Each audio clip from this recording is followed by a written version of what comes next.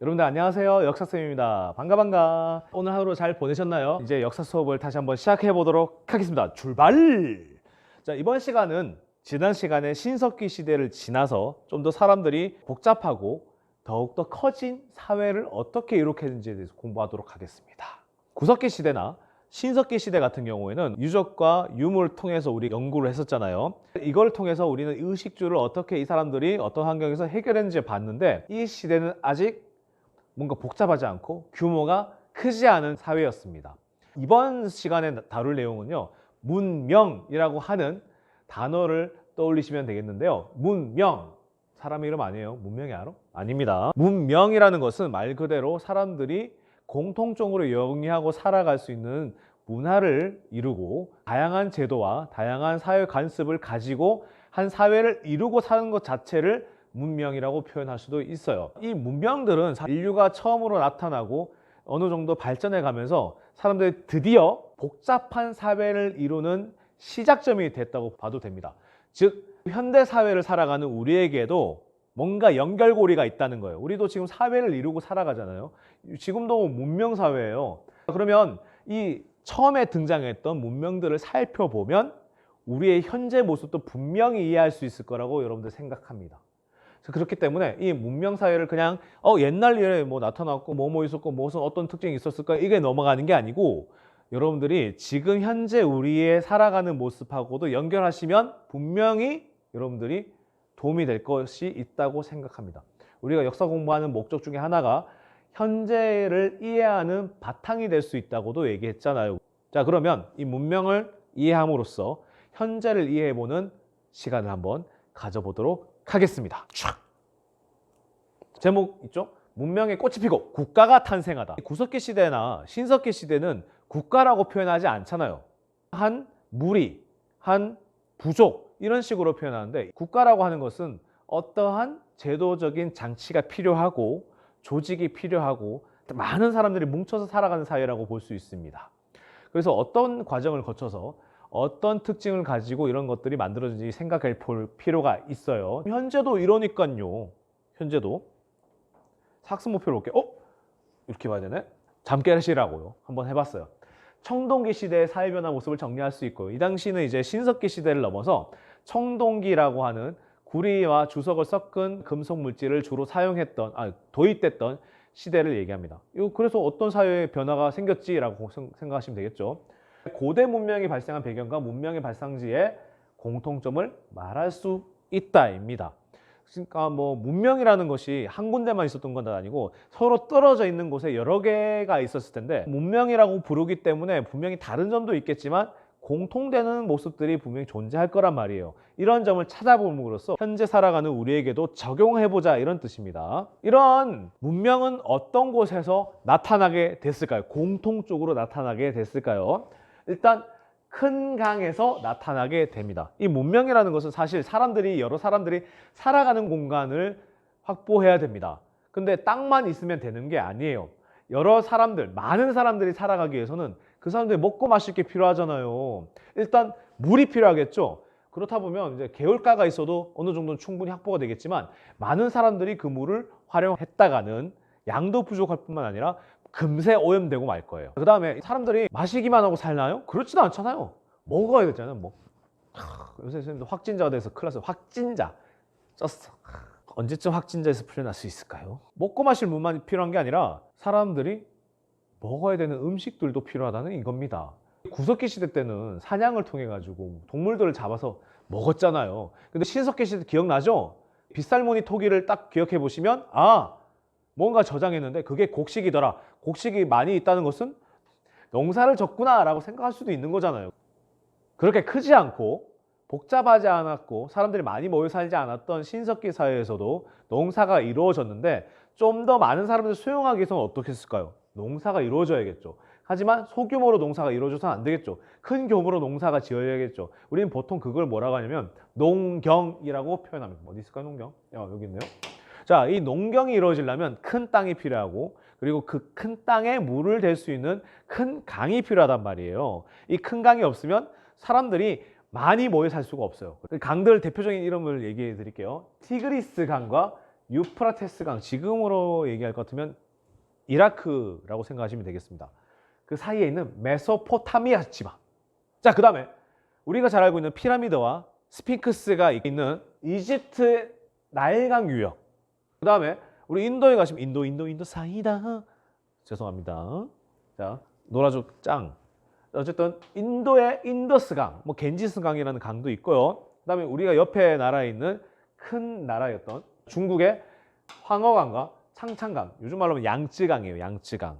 자, 이 강들을 가지고 있는 나라들에서 문명이 발생했다는 점을 사람들은 확인했습니다. 뭐 이제 논리적으로 이해가 되죠. 이 큰 강이 있어야 사람들이 모여 살 수 있으니까요. 그게 또 유지가 될 수 있으니까요. 자, 그래서 농경이 유리하게 되고 또 사람들이 살려면 따뜻한 기후가 있어야 됩니다. 큰 강이 있더라도 추우면 살 수가 없어요. 그렇다고 따뜻하다고 큰 강이 없으면 많이 모여 살 수가 없죠. 이러한 점들을 가지고 있어야 문명이 발생할 수 있었다는 거죠. 큰 강들, 이런 큰 강들이 있어요. 자, 그러면 이제 모여 살게 되겠죠, 사람들이. 자, 모여 살게 되면 단순하게 먹고 사는 행위만 하는 건 아니란 말이에요. 일단 사람들이 많아지기 때문에 조금 더 많은 생산량을 가진 지역이 되어야 해요. 자, 그래서 사람들이 이 지역을 많은 농토로 개발하게 됩니다. 더 많은 농토가 필요하단 말이에요. 자, 그러면 딱 강에만 접해 있는 곳만 농사를 지을 수가 없다는 얘기예요. 이 강의 물을 끓여와서 인근 지역에서도 농사를 지을 수 있는 그런 공간이 확보가 되어야 된단 말이죠. 그러면 물을 끌어와야 되잖아요. 물을 끌어와야 된단 말이야. 이 물을 끌어오려면 기술이 필요하단 말이에요. 기술 필요합니다, 여러분들. 자, 이 기술은 뭐냐면 관계농업이라고 부릅니다. 사회 시간에도 배워요. 이따가 지도를 한번 보여드릴게요, 쌤이. 자, 그래서 딱 큰 강에 인접해 있는 지역뿐만 아니고 좀 더 떨어진 지역에도 농사를 지을 수 있는 농토를 만들어낼 수 있다는 얘기입니다. 그렇기 때문에 농업 생산량이 증가하게 되고요. 사람들이 먹고 마실 정도의 양을 더 벗어나게 되면, 그보다 더 많아지게 되면 남는 것을 가지고 어떻게 할까요? 저장도 하겠지만 이제 나는 더 이상 필요 없게 됐으니 이게 더 필요한 사람들한테 팔면 되겠죠. 도시들이 주변에 많이 있겠죠. 그러면 사람들이 육로로 걸어서 가거나 강들이 있기 때문에 배에다가 싣고 가서 서로 물건을 교환하거나 판매 또는 구입을 할 수 있는 거예요. 이걸 보고 교역이라고 말합니다. 요즘에도 우리가 교역 없이 살 수 없어요. 우리가 좋아하는 온라인 쇼핑, 택배 받으려면 그 물건들이 다 외국에서 오는 경우가 많죠. 우리나라에서도 그거 완제품을 만들어내기 위해서는 여러 가지 재료들이 필요하죠. 그것들이 없다면 우리는 택배를 받고 기뻐할 수가 없어요. 교역이 중요하다는 얘기입니다. 이 교역이 활발해지고 다양한 사람들이 교역을 통해서 물건들이 들어온과 동시에 여러 지역에서 발생했던 문화들을 서로 교류할 수가 있게 돼요. 그래서 이 지역에 사는 사람들이 좀 더 다채로운 문화를 형성하게 됩니다. 이걸 뭐라고 부르냐면 도시라고 합니다. 영어로 city, 도시인들은 citizen라고 말할 수 있죠. 자, 이 지역들이 문명에 보면 도시들이 각각 존재한단 말이에요. 이런 식으로. 이 도시들이 존재해야 사람들이 좀 더 고차원적인 제도와 조직과 문명을 이루며 살아갈 수 있는 밑바탕이 되는 것이죠. 이게 바로 관계농업입니다. 어딜 봐도 강은 안 보이죠? 근데 다 관계 수로를 끌어와서 밑에 지하에 끌어와서 전 소중하니까요. 끌어와서 여기 중간에서 물을 이제 돌려서 큰 단위로 풀려서 이 지역을 물이 있는 농토로 만들어냅니다. 요즘의 모습이죠. 이렇게 하거나 이런 식으로. 주변에 강이 없잖아요. 이런 식으로. 사회 시간에도 봤을 거예요. 그러면 이런 도시들은 그냥 도시로만 끝나는 것이 아니었다는 거예요. 문명을 이루기 위해서는 각 도시를 연결해서 이것을 모두 통치하는 국가가 만들어지게 되는 겁니다. 그래서 국가가 만들어지게 되는 과정과 그 공통점을 알아보도록 하겠습니다. 여러분들, 같은 도시라고 해서 똑같은 생산력과 경제력을 가진 것은 아니겠죠. 분명히 도시 간에도 격차가 발생했을 거란 말이에요. 그래서 사람들이 서로 교류하다가 사이가 좋아서 통합하는 과정도 있을 거고요.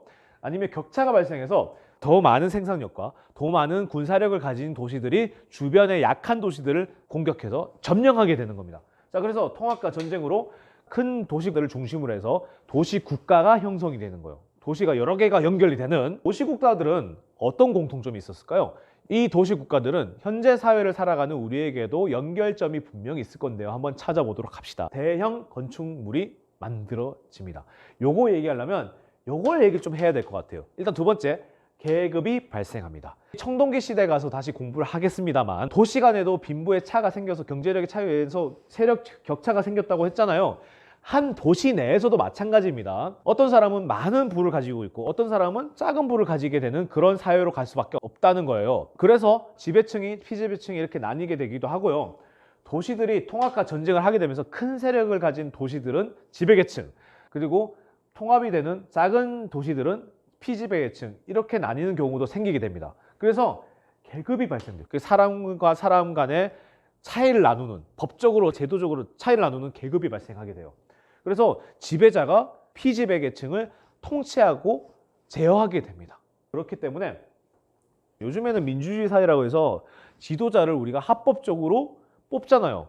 녹화일 기준으로 내일 이제 국회의원 선거인데 우리는 이제 선거와 투표로 뽑잖아요. 이때 당시에는 이 사람들이 우리보다 힘이 세다고 해서 통치자가 돼야 된다는 것이 무조건 이거 받아들일 수가 없는 거예요.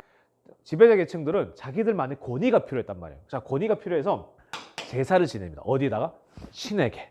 하늘에 있는 신도 되겠고 동물의 모습, 사람의 모습을 하는 신에게 대해서 제사를 지내는 권위를 가지게 됩니다.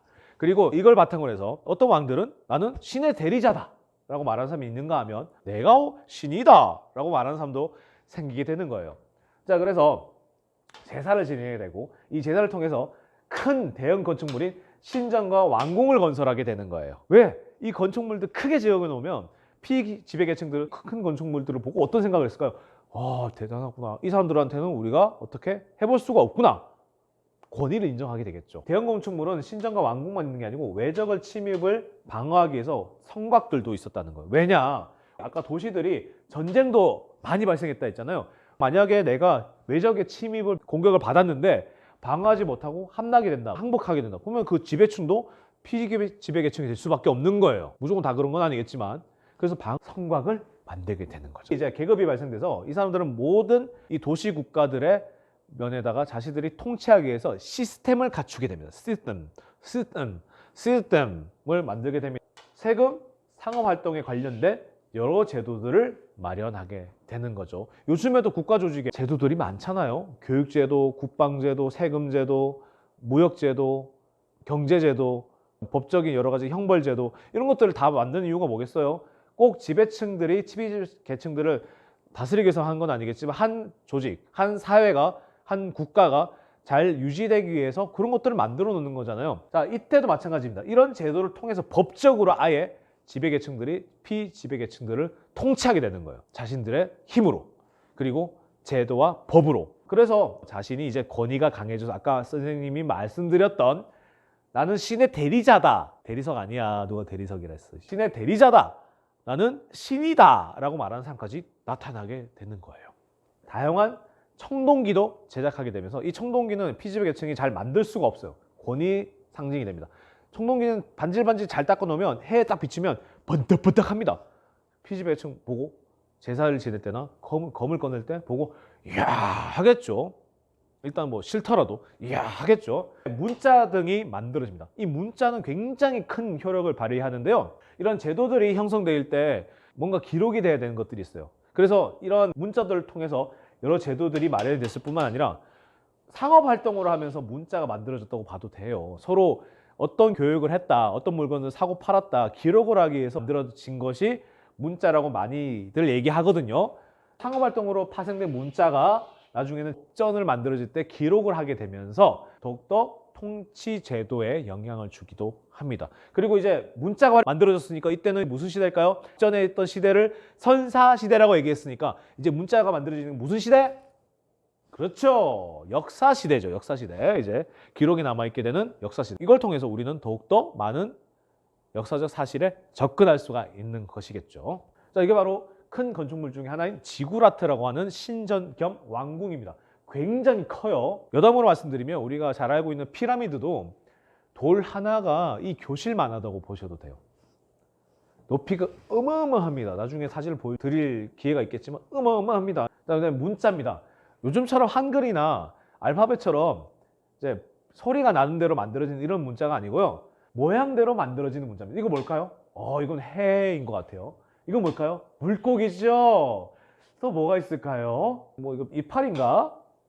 뭘까요? 하여튼 뭐 모양으로 짐작할 수도 있는 거 있고, 많은 학자들이 이런 모양을 보고 문자를 해독하기도 했습니다. 자, 그래서 공통점은 총 4가지. 대형 건축물 건축, 문자의 사용, 지배 계층의 등장, 총동기 사용 등이 되겠습니다. 이러한 것들은 현재를 살아가는 우리에게도 연결점이 분명히 있을 거예요. 이런 것들을 한번 살펴보시고 현재 사회에도 이런 것들이 녹아있는 것들이 무엇인지 한번 고민해 보시기 바랍니다. 이번 시간은 여기까지 하겠습니다. 여러분들 감사합니다. 안녕. 바이바이.